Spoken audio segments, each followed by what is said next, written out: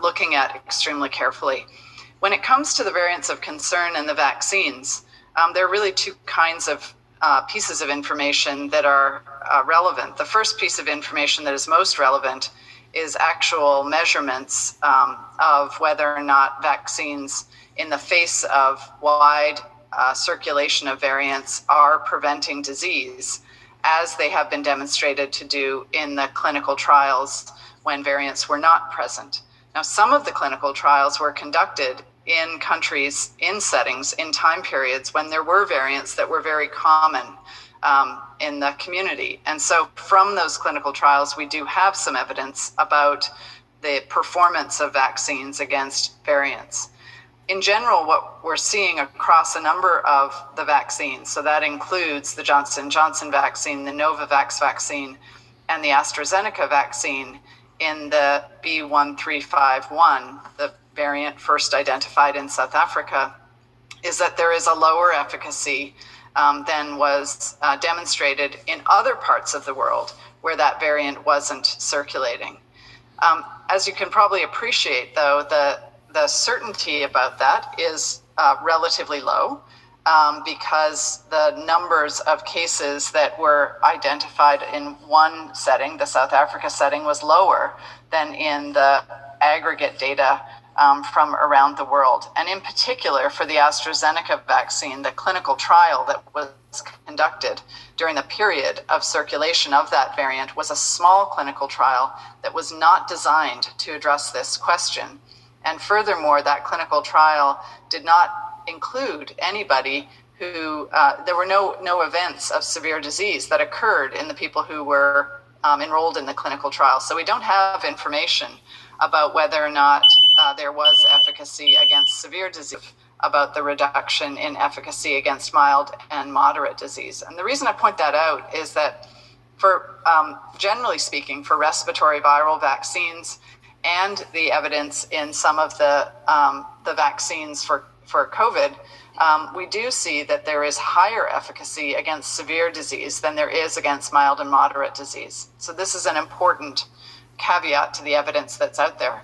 The second piece of evidence that is available and continuing to grow in terms of the number of studies that have been done and the number of vaccines for which these kinds of studies have been done are the lab-based studies. And those are studies where a laboratory will grow the virus and then test the sera from people who have been immunized, so the sera that was collected after immunization, to see whether or not that serum can actually neutralize the virus, can stop it from replicating.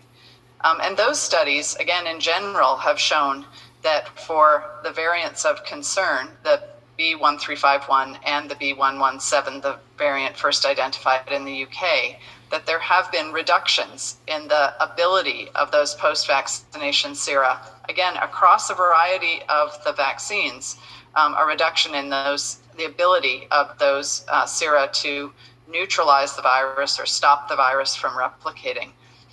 What's important about that is that, in fact, we don't have full clarity that neutralization of the virus is the component of the immune system that alone is the thing that is stopping people from getting disease.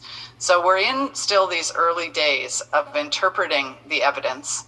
And again, the most important thing is to get more information about what's actually happening with respect to disease.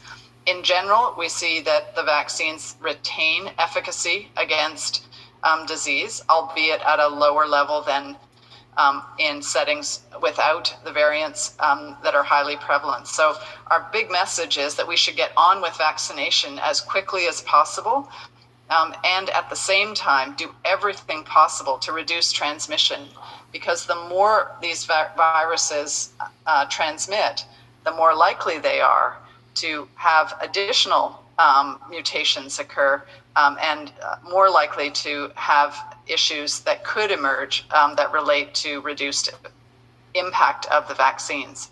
So as we're quickly rolling out these vaccines, it's ever more reason for transmission to be reduced through every means that we have available, including masking, hand washing, physical distancing, ventilation, avoiding crowded, engaging with people outside your household. Thank you.